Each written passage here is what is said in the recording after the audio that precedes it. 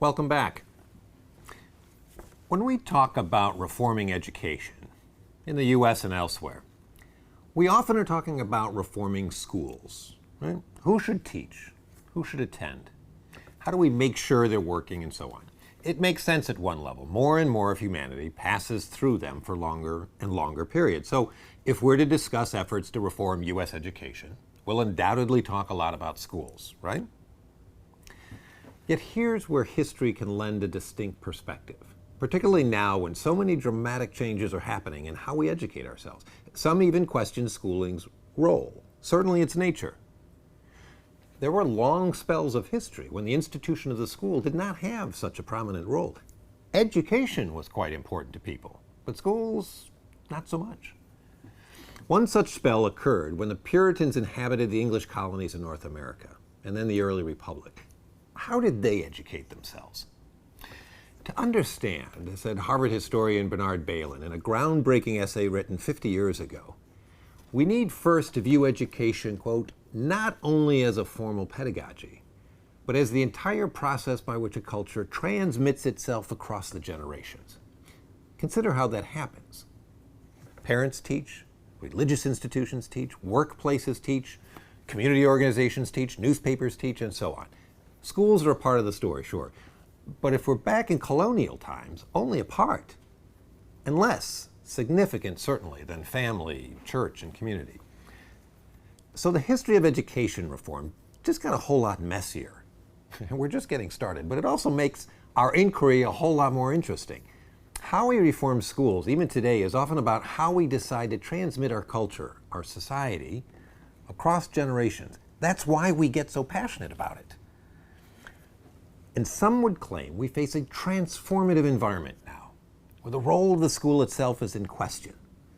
Education reform then becomes how we adjust the mix of educating agencies to address our new world, with perhaps a changing role for schools. Now, for Professor Bailyn, here's where history helps, especially if you can understand, quote, the moments of true origination. Times when, as he put it, the words we use and the institutions we know are notably present, but are still enmeshed in older meanings and different purposes. One such moment occurred in the colonies and early republic. Here Bailyn describes, quote, the first, in some ways the most important transformation that has overtaken education in America. He sees fundamental impressions that this made on U.S. schools, still evident today. So let's head back to that early period across the Atlantic coast, with particular emphasis in the colonies occupying today's northeastern U.S. region. What was going on? Now, in post-Reformation England, printing and literacy had spread, especially the middling classes whose offspring would emigrate to the North American colonies from England and Northern and Western Europe. Indeed, one 16th century writer, Thomas Nash, even complained that, quote, every gross-brained idiot is suffered to come into print. That was 400 years before blogs were invented, so imagine. Children were raised in an instinctive, intuitive process of child rearing, closely tied to community and religious life. Now, then imagine that you survived the stench, the disease, and weather perils of the boat ride over to the colonies. Settle in this strange new territory, strange and new to you at least, and of course begin to implant your familiar institutions, your habits, your norms, community life. You try to recreate the world you knew in some way. For many, this meant patriarchal kinship communities with youth taught to read and write, socialized to adulthood, even taught their trade by family and friends, aided by the explicit moral instruction of the local church, and likely a short spell of instruction in something we'd recognize today as a primary school.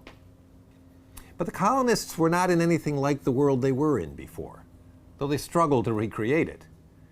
In many respects, it seems they were remarkably successful, yet such a dramatically different environment did challenge some central tenets of how children were educated in the European countries they had left behind, leaving, says Bailyn, some permanent marks on U.S. education. For example, without the support of other established institutions as they had in England, local churches, universities, etc., especially in towns and urban areas, the colonial family seems to have taken on added importance as an educator. Many were alarmed at what they saw as a moral crisis among the young as well, were worried about their ability to raise their children in the faith of generations, and for all their patriarchal trappings, turned increasingly to women to play a role in educating and catechizing the children in this new world. The forbidding new surroundings challenged parental authority, where youth might adapt more easily than adults. Bouts of starvation and disease could shatter traditional family discipline, even beliefs in divine providence. Available land could loosen the bonds of familial allegiance. You could just leave. The demands of adapting to harsh new physical environment might distract families from religion and home education. Imagine the challenges to the moral order of your community. Your world of values under threat. What do? I want my kids to become good adults, to be in God's graces, eventually join his heavenly kingdom. What's the alternative? Imagine what might happen. Young people rejecting the moral paths taken for so many generations, quote, the rude son striking the father dead. Chaos would result. To face this moral threat, colonists, including through laws, increasingly turned to schools to complement an already increased burden that families felt in educating youth, especially for proper moral upbringing. An echo we still hear so often today. But the new environment also challenged the natural order of educating youth to work.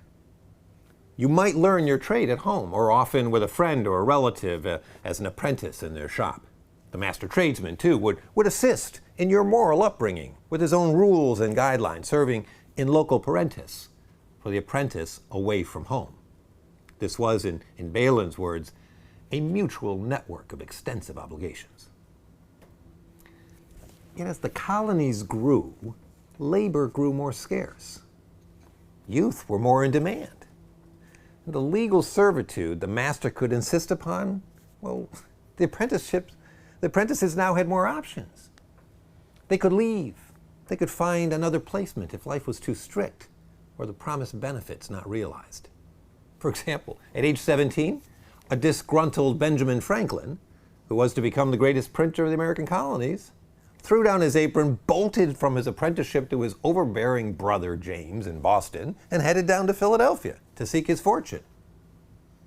In the northern colonies especially, we see young Americans and their families responding to shifting conditions, shaping their own educational paths with new institutions arising, new roles for old ones, adapting, evolving to support new paths, with repeated breaks between one generation and the next.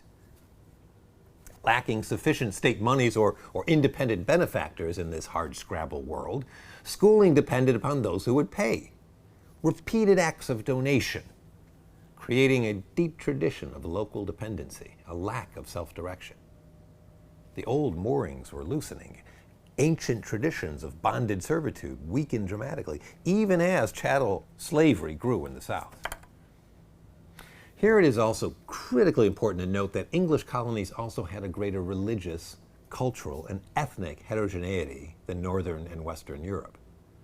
More distinct groups of colonists, religious and cultural, jostled for their place in the colonies and early republic, including a variety of infidels, papists even, defiant sectarians, varied nationalities, royalists and revolutionaries, and various, quote, backsliders into savagery.